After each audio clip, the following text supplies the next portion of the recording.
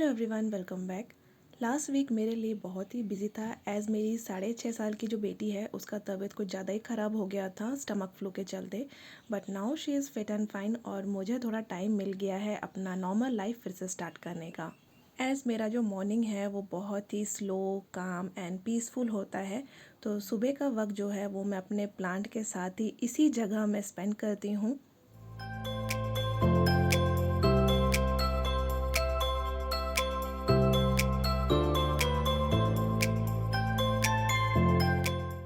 Actually what I think कि summer season में सुबह का टाइम और शाम का टाइम ही बेस्ट होता है अपने प्लांट्स को देने के लिए, क्योंकि 9-10 बजे के बाद ही इतनी कड़कती धूप हो जाती है, आप खुद ही बाहर नहीं निकल पाओगे।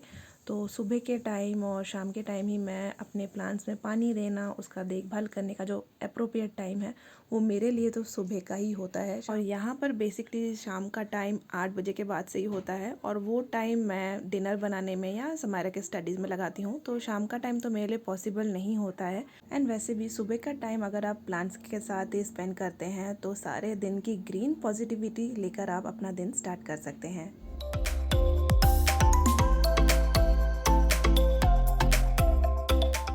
देखकर तो मुझे ऐसा लग रहा है कि मेरे प्लांट्स को थोड़ा सा कटिंग पिंचिंग की ज़रूरत है और इसके लिए मुझे बहुत सारे प्लांटर भी बनाने पड़ेंगे। बट उससे पहले मुझे घर की ऐसी जगह की क्लीनिंग एंड ऑर्गेनाइजिंग शेयर करनी है जिसको अक्सर हम सभी से छुपाते हैं। सो फ्रेंड्स, आज हम करने वाले हैं मेरे स्मॉल से शू रैक का cleaning and organising.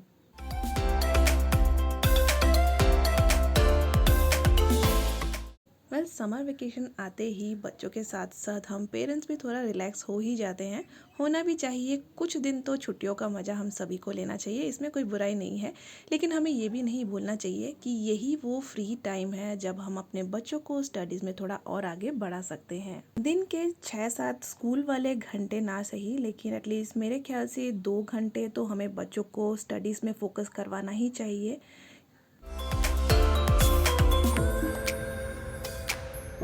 So friends, अपने घर के छोटे फैसिलिटी वाले शू रैक का ऑर्गेनाइजिंग मैं आपसे शेयर करूंगी, लेकिन उसके पहले कुछ DIY मैं आपसे शेयर करना चाहती हूँ।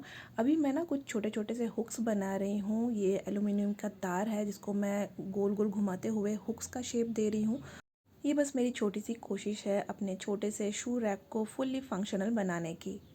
As I try to keep my all the blogs as simple as possible so that आप सभी इस ब्लॉग के ज़रिए अपने लाइफ को रिलेट कर पाए। सो यहाँ पर हमारे हुक्स कंप्लीट हो गए हैं। एज आपको दिख रहा होगा कि लास्ट वाला ही परफेक्ट बना है, क्योंकि इसके पहले वाले में जस्ट मैं प्रैक्टिस ही कर रही थी, लेकिन टोटल 4 मैंने हुक्स बना लिए हैं यहाँ पर।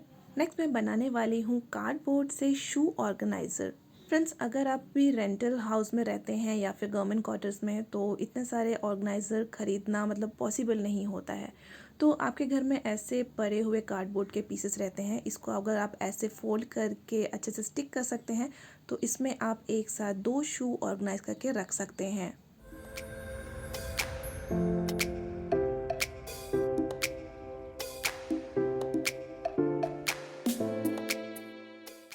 टोटल 2 ही मैंने ऑर्गेनाइज़र बनाए हैं, क्योंकि इससे ज़्यादा की मुझे ज़रूरत नहीं है और मेरा शू रैक भी बहुत ज़्यादा बड़ा नहीं है, तो 2 ही मेरे लिए काफ़ी रहेंगे। सो फ्रेंड्स, अगर आप पहली बार मेरा चैनल विजिट कर रहे हैं then please consider to subscribe my channel because it's totally free. आप मुझे इंस्टाग्राम पे फॉलो कर सकते हैं और ब्लॉग पसंद आए तो लाइक कमेंट करके मुझे मोटिवेट करना भी ना भूलिएगा।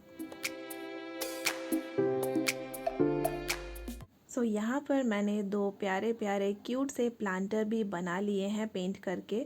अभी जस्ट मैं कील को गर्म करके उसको चारों तरफ से उसमें छेद कर रही हूँ। इसमें प्लांट लगाने का आइडिया कुछ मैंने डिफरेंट सोच के रखा है। मेरे ख्याल से ये आने वाले ब्लॉग में आपको मिल जाएगा। मुझे तो मन कर रहा था इसको एज़ इट इज़ यूज़ करने का। इसको छेद करके मुझे बहुत ज़्यादा बुरा लग रहा था, यकीन मानिए, क्योंकि ये इतने ही प्यारे बने थे। फाइनली अभी जाके आप मेरा जो शू रैक है उसका हालत देखने वाले हैं। ये संजू के क्लॉग्स हैं जो वो यूज़ली घर में पहनते हैं, उसको वो यहीं छोड़ के चले गए हैं।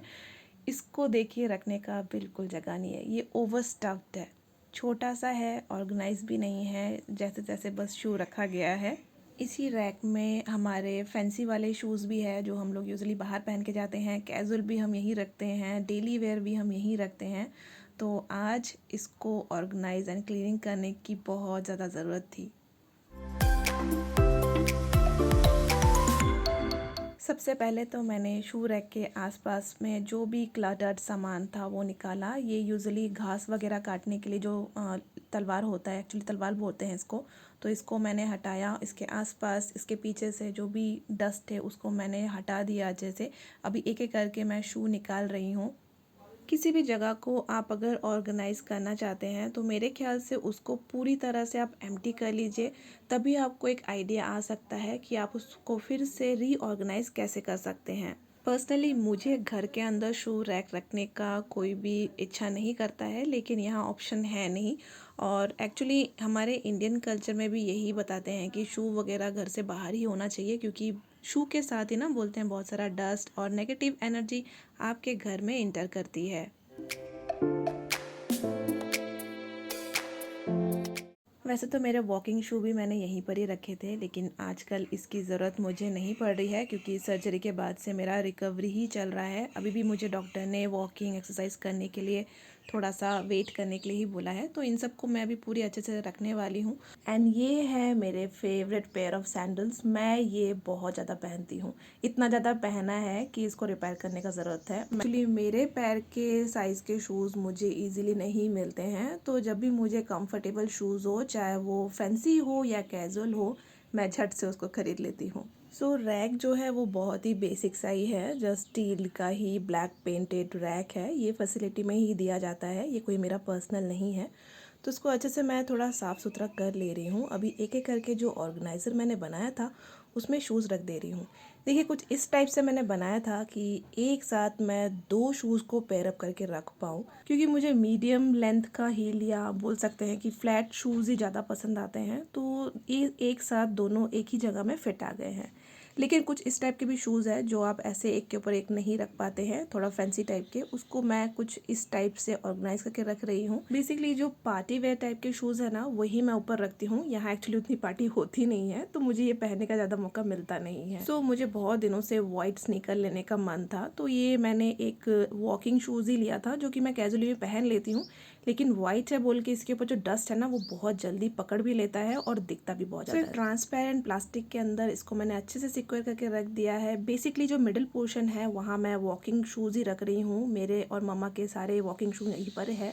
शूज़ के नीचे मैंने लाइलिन इसलिए नहीं दिया है क्योंकि जो भी डस्ट है ना फ्रेंड्स, वो नीचे अगर गिर जाएंगे तो उसको साफ करना ईजी रहता है। नीचे की पोर्शन में मैंने सारे संजू के कैजुअल शू रखे हैं। उनको वैसे तो ये पहनने को मिलता नहीं है, यूनिफॉर्म वाले शूज़ ही वो ज़्यादा पहनते हैं। तो ये है एक फाइनल लुक। अभी आइए देखते हैं इन सब हुक को हम किस किस टाइप से यूज़ कर सकते हैं। ये सारे हुक मैंने बहुत ज़्यादा बड़े नहीं बनाए हैं, छोटे ही बनाए हैं, क्योंकि ये इजीली इस छोटे से रैक के साइड में हुक हो जाए और मैं कुछ भी कैजुअल शू वगैरह वो यहाँ रख पाऊँ। जब शू रैक हमारा छोटा है तो इस टाइप के जो हैक है वो बहुत ही यूज़फुल रहते हैं। बारिश में भी ये बहुत ज़्यादा यूज़फुल रहते हैं, क्योंकि शूज़ अगर आप ऐसे लटका के रख देते हैं तो पानी वगैरह इससे पूरा झर जाएगा। फैंसी सीक्वेंस वाले जो शूज़ है उसको मैं कोशिश करती हूँ कि ट्रांसपेरेंट प्लास्टिक में ही रख लूँ। इसको मैंने वैसे तो खोल के रखा था, बट मुझे बाद में फील हुआ नहीं, इसको ऐसे ही रखना ज़रूरी है, क्योंकि ये सीक्वेंस वाले हैं तो एक दूसरे शू के साथ घिस के ना इसके जो मोती वगैरह है ना वो गिर जाते हैं कई टाइम पे। तो इसको रखने का मुझे बेस्ट आइडिया यही लगा। और देखिए यहाँ पर और एक शू रखने का भी जगह निकल आया है।